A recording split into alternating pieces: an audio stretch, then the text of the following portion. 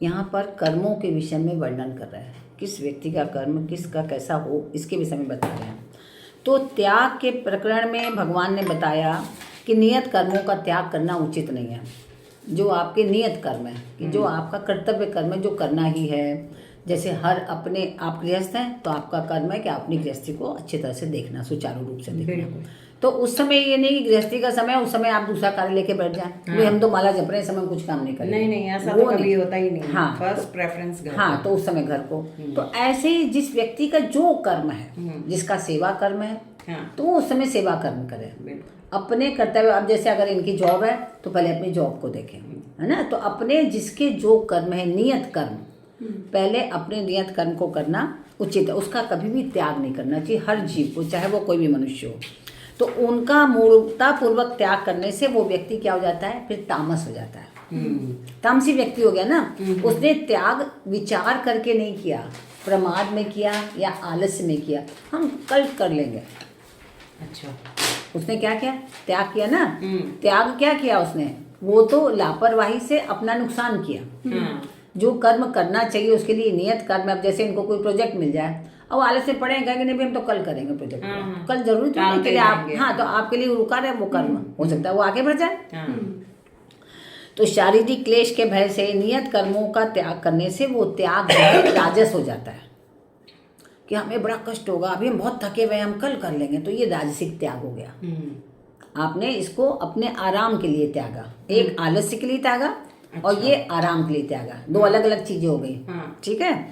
और फल और आसक्ति का त्याग करके नियत कर्मों को त्याग करने से वो त्याग सात्विक त्याग हो जाता है। कर्म तो कर रहे हैं हम, लेकिन हमने उसमें किसका त्याग करा, फल का, कि हमें जो भी फल मिले हमें मंजूर है।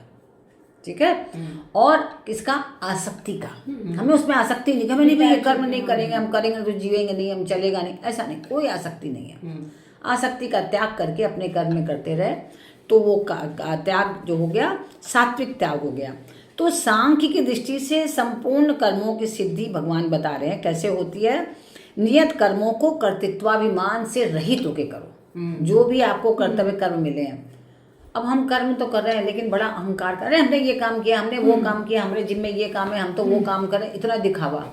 फिर दिखावा किस बात का, आपके अंदर दिखावा नहीं है, वो कर्तृत्वाभिमान है। आप वो प्रदर्शित करें कि हम ये काम कर रहे हैं, इसके बिना हमारे के बिना काम नहीं चलेगा, तो ये कर्तृत्वाभिमान हो गया। फिर उसके बाद क्या, राग द्वेष से रहित होकर के काम करना, ना उसमें हमें ज्यादा राग है और ना हमसे कोई द्वेष है। आ गए तो कर दिया, नहीं आए तो नहीं करा। फिर क्या करना, फलेच्छा से रहित होकर करना, फल की इच्छा से रहित होकर के कार्य करना। हमें कर्म मिला कर रहे हैं, फल उसका कुछ भी मिले, तो उन कर्मों में जिस वर्ण के लिए जो जो कर्म नियत किए गए हैं, है ना, ब्राह्मण का कार्य अलग है, क्षत्रिय का कार्य अलग है, वैश्य का कार्य अलग है, शूद्र का कार्य अलग है। ब्राह्मण का कार्य दान करना नहीं है। ब्राह्मण का कार्य क्या है, वेदाध्ययन करना, है ना, अपना यज्ञ कराना, हवन कराना, अच्छे विचार लोगों को देना, लोगों को ज्ञान बांटना, ये कर्म है। क्षत्रिय अब वो चला जाए युद्ध करने के लिए तो युद्ध नहीं कर पाएगा, क्योंकि वो बौद्धिक व्यक्ति है। शारीरिक सौष्ठव वैसा नहीं, बौद्धिक व्यक्ति है। अब आप बौद्धिक, आपसे कौन जाकर उससे लड़ाई करो, भाई हमें लड़ाई नहीं करना, जो करना है करे, फिर वो हो जाएगा। तो लेकिन अगर क्षत्रिय से कहेंगे तो वो बौद्धिक की जगह वो युद्ध करना ज्यादा पसंद करेगा। युद्ध करके अब इसको बिल्कुल ठीक करते हैं, जहाँ देख 2-3 लगाएंगे अपने आप ही सही हो जाएगा। तो वो क्षत्रिय धर्म है, वो क्षत्रिय। वैश्य का क्या है, वैश्य जो है वो अपने व्यापार के द्वारा कार्य करें। को हम व्यापार नहीं करेंगे, भाई हम बैठे हुए हैं, हम तो खाली बुद्धि से लोगों को ज्ञान बांटेंगे, तो तुम्हारे ज्ञान बांटने से काम नहीं चलेगा, क्योंकि तुम वैश्य हो। तुम्हारा काम है व्यापार करना, न कि बुद्धि का दान करना, ज्ञान का दान करना, है ना। तो आपके कर्म अलग अलग हो गए। अब शूद्र है, शूद्र का क्या कार्य है, सेवा करना। तो अब सेवा न करके कहे कि नहीं भाई हम तो युद्ध के लिए जा रहे हैं, तो वहां वो कर नहीं पाएगा, वो भाव नहीं रहेगा उसका करने का, है ना, अंदर से वो संस्कार नहीं है उसके, इसलिए वो नहीं कर पाएगा।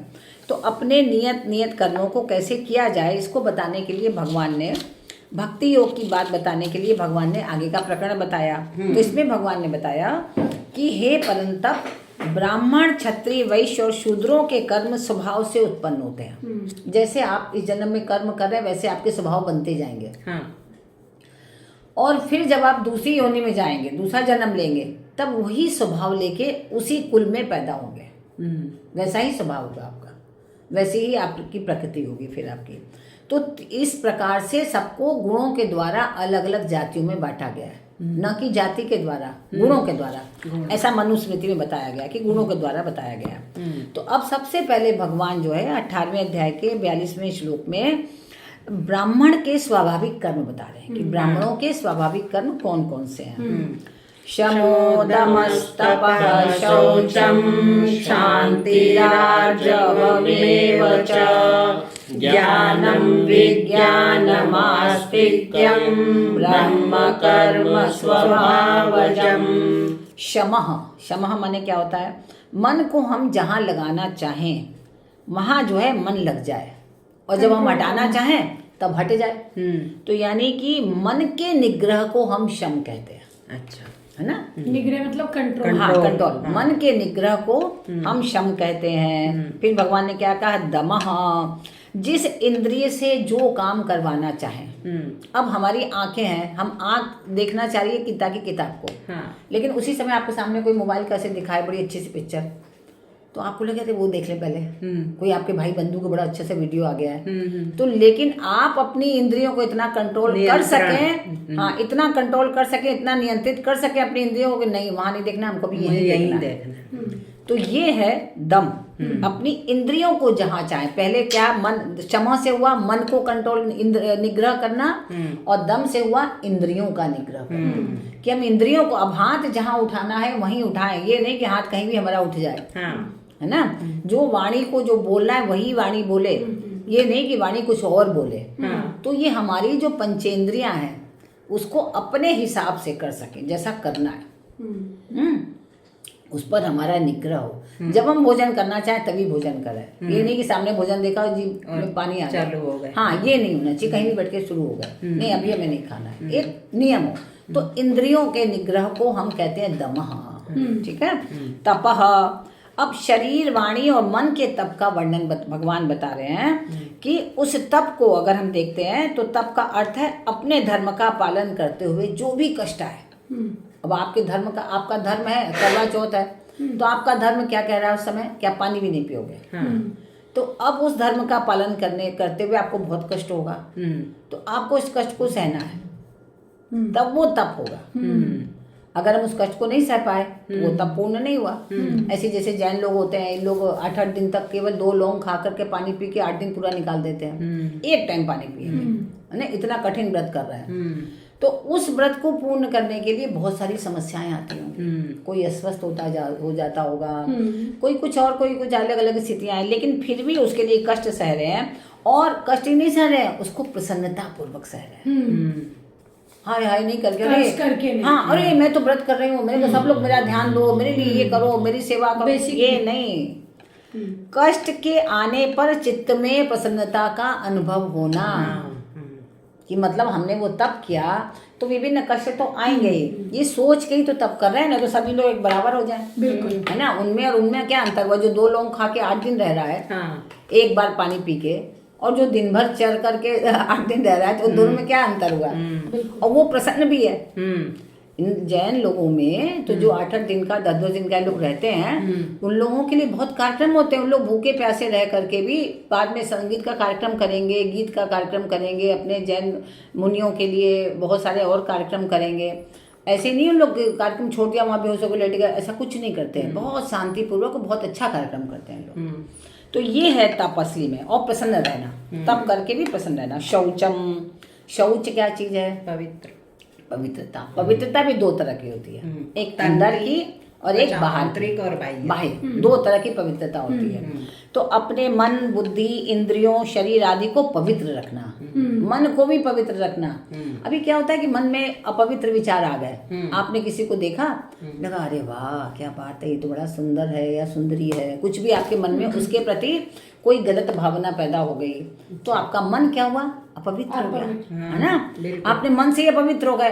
अब बहुत से लोग मन से ही सब कुछ सोच लेते हैं, सब कुछ कर लेते हैं, है ना? और वैसे ही खड़े हुए आपको समझ ही नहीं आएगा। हाँ, व्यभिचारी हो गए, वो मन से व्यभिचारी हो गए, है ना?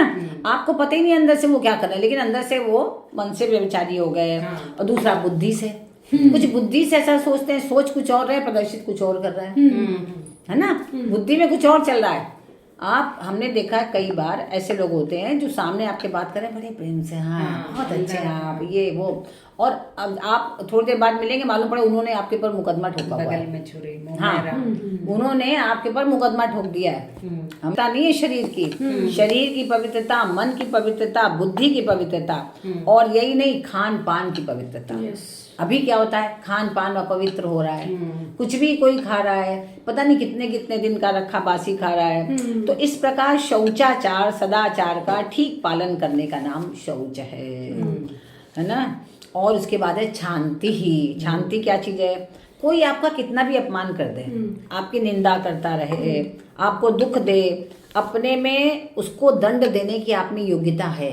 यानी कि आप इस पद पर हैं कि आप एक आपकी साइन जो है उसको दंडित कर सकती हो, बहुत बड़ा दंड दे सकती है, इतने आप योग्य हैं।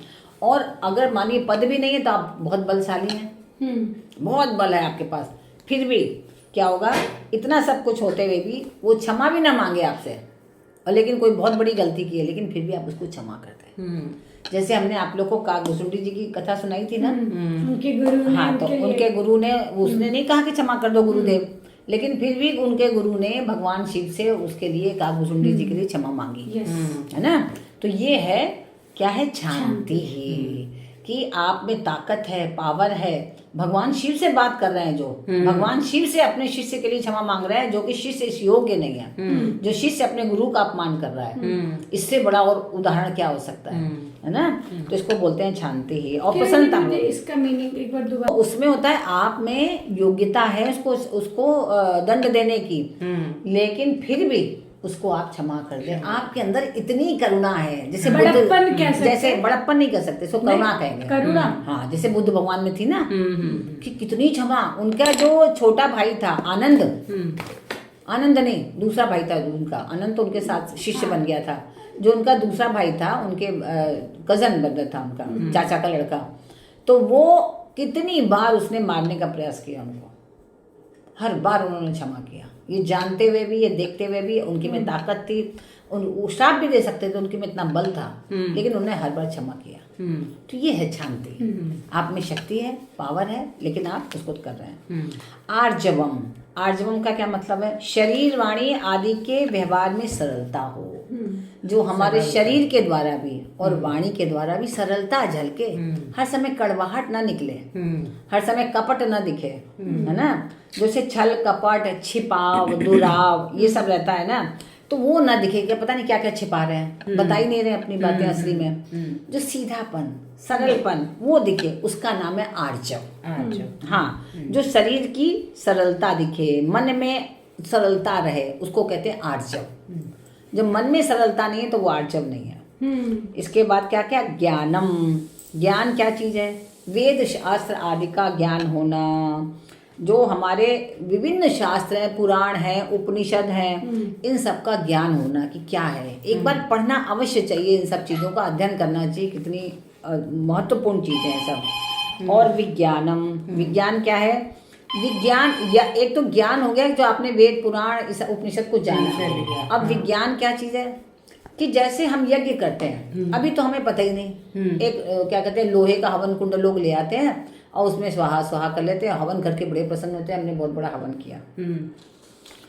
अब हवन में भी क्या होता है कि उसमें श्रुक स्त्रुवा ये वस्तु जो करते हैं, और इसको कैसे उसका प्रयोग किया जाए, उसमें अब ये जो हवन कुंड होता है वो भी विभिन्न प्रकार का बनता है।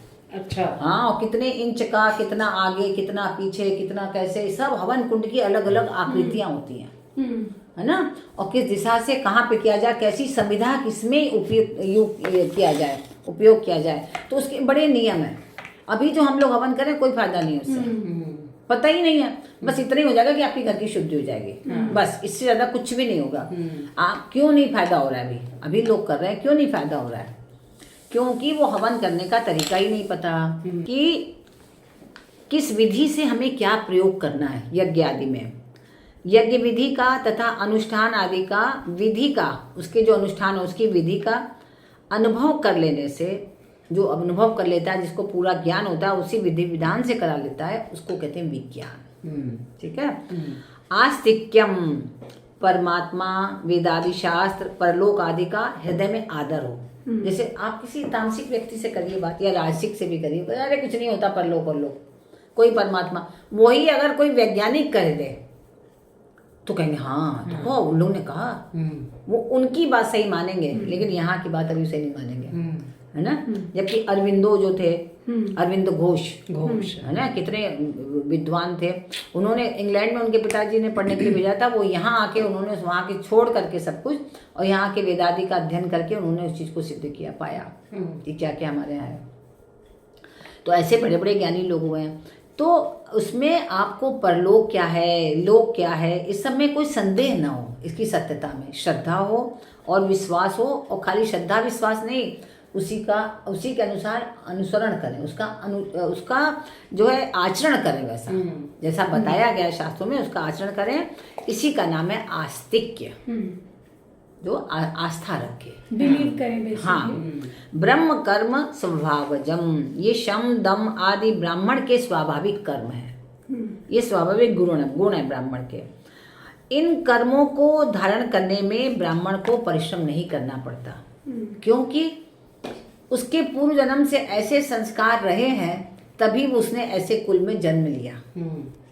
ठीक है, तो उसको ये ग्रहण करना बड़ा आसान हो गया, इसलिए वो आसानी से ग्रहण कर पा रहा है और उसको आसानी से ग्रहण करके फिर उस और रास्ते पे चल पा रहा है, विश्वास कर पा रहा है। तो जिन ब्राह्मणों में सत्वगुण की प्रधानता होती है, जिनकी वंश परंपरा परम शुद्ध है, अभी तो सबकी वंश परंपरा भी अशुद्ध होती जा रही है, और जिनके पूर्व जन्म कृत कर्म भी शुद्ध हैं, तभी वो ऐसे कुल में जन्म ले पा रहा है। ऐसे ब्राह्मणों के लिए ही शम दम आदि गुण स्वाभाविक होते हैं, उनके अंदर ही होते हैं। अगर कुछ गुण नहीं भी रह पाए, कुछ गुणों में कमी रही, तो वो गुण फिर पुनः अपने में पैदा कर लेते हैं, उसका अभ्यास करते हैं, उसको सीखते हैं, उसमें कोई संकोच नहीं करते, पूर्ण करते हैं उसको। तो वर्ण परंपरा ठीक हो तो ये गुण ब्राह्मण में स्वाभाविक रूप से आ जाते हैं, अगर वर्ण परंपरा सही है तो। परंतु वर्ण संकरता आने पर ये गुण स्वाभाविक नहीं होते, इनमें फिर कमी आने लगती है। इसका क्या अर्थ हो, वर्ण परंपरा सही हो तो? अरे ब्राह्मण की शादी क्षत्रिय से हो गई, अच्छा, क्षत्रिय की शादी वैश्य से हो गई, वर्ण संकर हो गए, तो फिर वर्ण परंपरा कहाँ रही? तो जब वर्ण परंपरा नहीं रही, तो जब दो कुल मिल गए, माँ और पिता और, तो वो उसकी जो जीन्स में कुछ और है, इसके जीन्स में कुछ और है, तो दोनों मिलके बच्चे तीसरे पैदा हुए ना, तो उसमें दोनों के गुण आ गए, तो एक ही वंश परंपरा का गुण नहीं आया ना। तो अगर फिर अगर वैश्य की शादी वैश्य से ही होगी, तो दोनों की सोच एक जैसी होगी, कमाने वाली, बिल्कुल, है ना। एनी हाउ हमें कमाना है, चाहे कुछ भी हो, दुनिया अगर सुधर जाए, कितनी भी अगर बीमारी भी चली होगी, तो उस समय भी वैश्यों ने ये सोचा कि कैसे हम ऑक्सीजन की कंपनी खोल रहे हैं, और सब लोगों ने नहीं सोचा, उन्होंने सोचा। वो कितने वैश्यों ने नहीं सोचा कैसे हम मास्क बना लें, फटाफट फटाफट फटाफट कंपनियां मास्क बनाने लगी। तो ये आप ज्यादातर देखोगे वैश्यों ने ये काम किया। तो ये कौन कर रहा है? वैश्य, जो वंश परंपरा से चला रहा है। अब अगर उसमें कोई ब्राह्मण मिल गया है, तो ब्राह्मण तो धीरे धीरे सोचेगा किसी का कल्याण, चलो पूजा पाठ करा, तो उसके मन में ये बात आएगी। लेकिन वैश्य कमाने वाला तो सोचेगा हम इस बीमारी में भी कैसे कमा ले, जैसे रेती को भी बेच दे वो, वैश्य की वो वैश्य है, उसको बेचने में भी उसको टाइम न लगे, ऐसी स्टाइल से बेच देगा वो। तो ये परंपरा है। तो स्वभाव बनने में पहले जन्म मुख्य होता है, कि आपका स्वभाव कैसा होगा, जन्म के अनुसार होगा। आप देखो ज्यादातर प्रवृत्ति जो है आपके अपने कुल परंपरा के अनुसार होती है, जिसकी जो प्रवृत्ति है। फिर उसके बाद जन्म के बाद संग मुख्य है। संग मतलब जैसे सतसंगति कथय किम न करोति पुंसांग जाड्यम गियो हरति सिंचति। हाँ, सत्संग कैसा है आपका, संग कैसा है। तो संग, फिर स्वाध्याय, आप किस चीज का अध्ययन कर रहे हैं। फिर अभ्यास, आप अभ्यास किसका करते हैं? अध्ययन तो किसी और का कर रहे हैं, अभ्यास किसी और का कर रहे हैं। मालूम पड़े अध्ययन तो आप साइंस का कर रहे हैं, लेकिन अभ्यास रोज संगीत का कर रहे हैं, आपको संगीत में आनंद आ रहा है, तो भी नहीं चलेगा। तो किसका अध्ययन कर रहे हैं, किसका अभ्यास कर रहे हैं, उसके अनुसार आपका स्वभाव बन जाता है। इस प्रकार भगवान ने ब्राह्मण की वृत्ति के बारे में बताया।